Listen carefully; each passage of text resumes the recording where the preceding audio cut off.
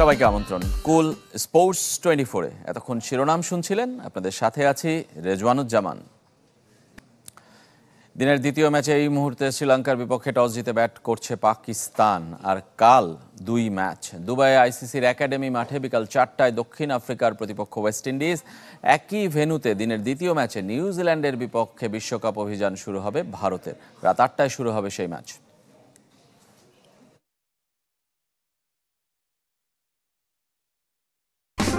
জেভিকো Google টিভির সৌজন্যে ভারত বাংলাদেশ সিরিজের খবর।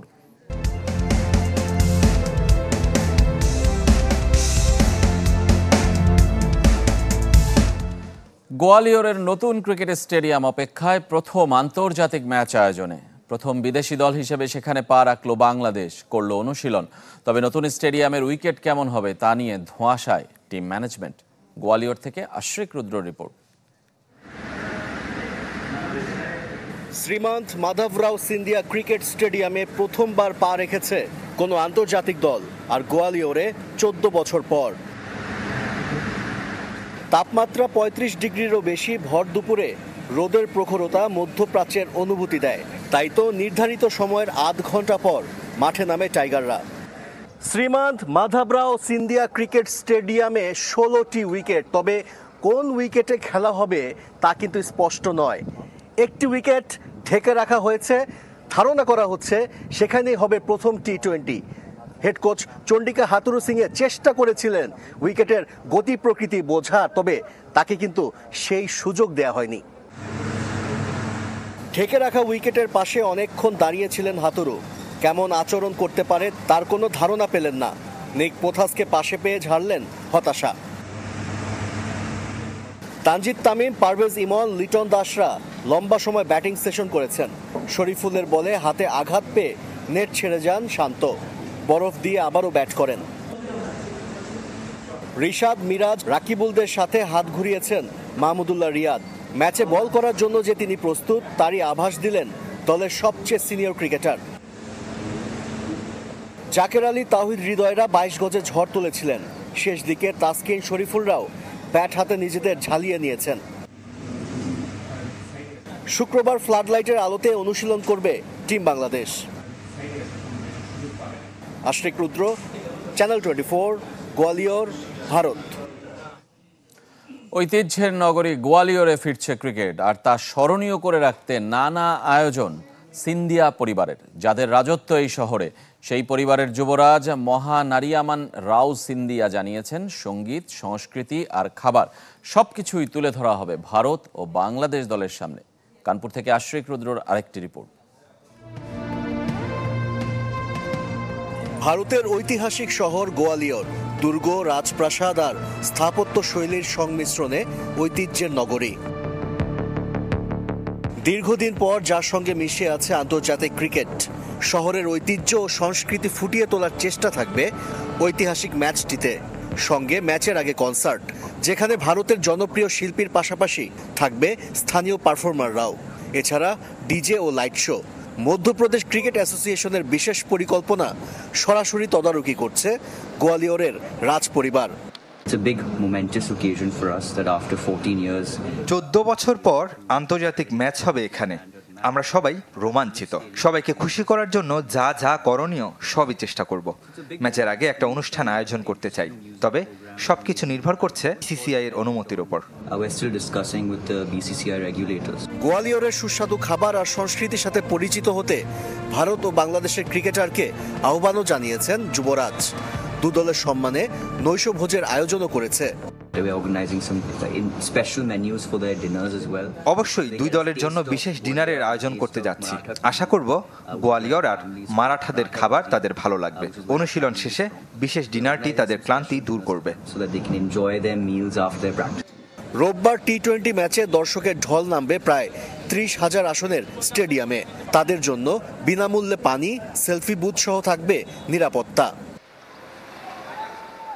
আশ্রিক রুদ্র, চ্যানেল 24, গোয়ালিয়র, ভারত। ভারতের বিপক্ষে টেস্ট সিরিজ শেষে দেশে ফিরেছেন ক্রিকেটাররা। যেখানে সঙ্গী হয়েছেন নাহিদ রানাও। এই পেসারের প্রশংসা করেছেন ভারতীয় তারকা বোলার জসপ্রীত বুমরা।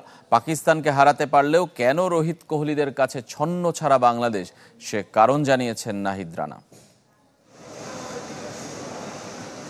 পাকিস্তানে ঐতিহাসিক সিরিজ জয়, ভারতে গিয়ে বিবর্ণ টিম বাংলাদেশ। দুই সিরিজে বিপরীতমুখী অভিজ্ঞতা। কানপুর টেস্টে টাইগারদের হারাতে রোহিত কোহলিদের জন্য যথেষ্ট ছিল মাত্র 2.5 দিন। বাজে পারফরমেন্সের কথা স্বীকার করে নিতে আপত্তি নেই ক্রিকেটারদের, উইকেটের সাথে তাল মেলাতে ব্যর্থ। পাকিস্তানের উইকেটে ছিল কি স্পোর্টিং উইকেট, আপনি বোলিং ভালো করলে বোলিং, ব্যাটিং ভালো করলে ব্যাটিং। তো ইন্ডিয়া আর পাকিস্তান উইকেট এটাই ডিফারেন্ট, যে ওইদিকে ইন্ডিয়াতে 3 দিন থেকেই বল ঘুরে স্পিনে। দেশের পেস সেনসেশন নাহিদ রানা চেন্নাই টেস্টে নিয়েছিলেন 2 উইকেট। কম্বিনেশন বিবেচনায় সুযোগ হয়নি পরের ম্যাচে। জসপ্রীত বুমরা মোহাম্মদ সিরাজকে কাছ থেকে দেখে শেখার চেষ্টা।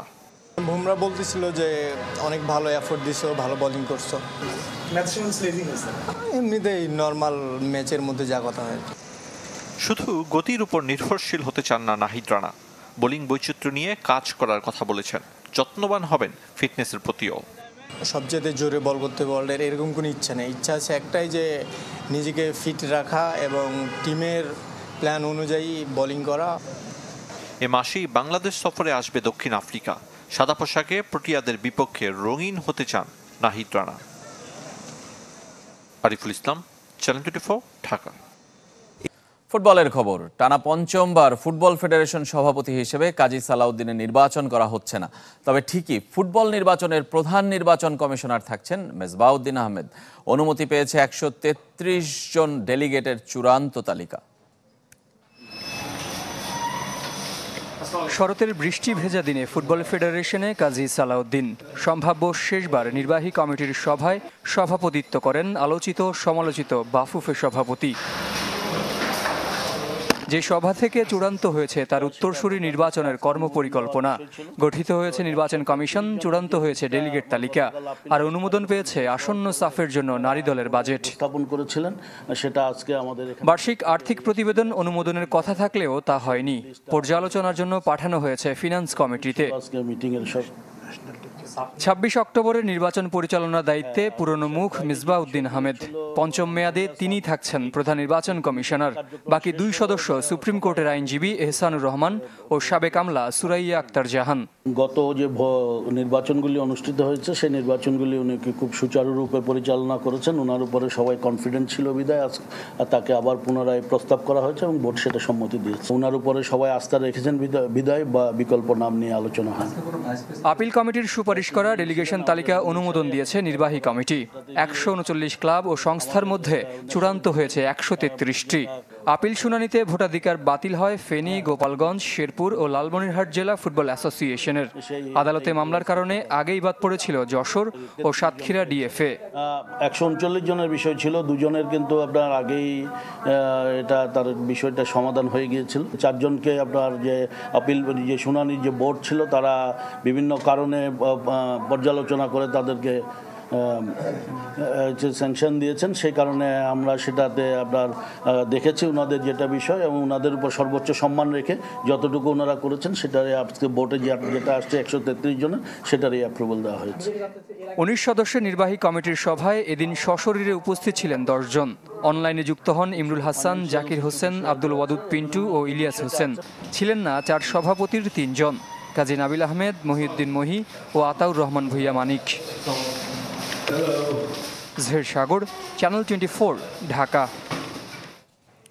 কুল স্পোর্টস 24 একটা বিরতি নিচ্ছি, আমাদের সঙ্গেই থাকবেন। এই ছিল কুল স্পোর্টস 24 এর এখনকার আয়োজনে। ধন্যবাদ সবাইকে সঙ্গে থাকার জন্য।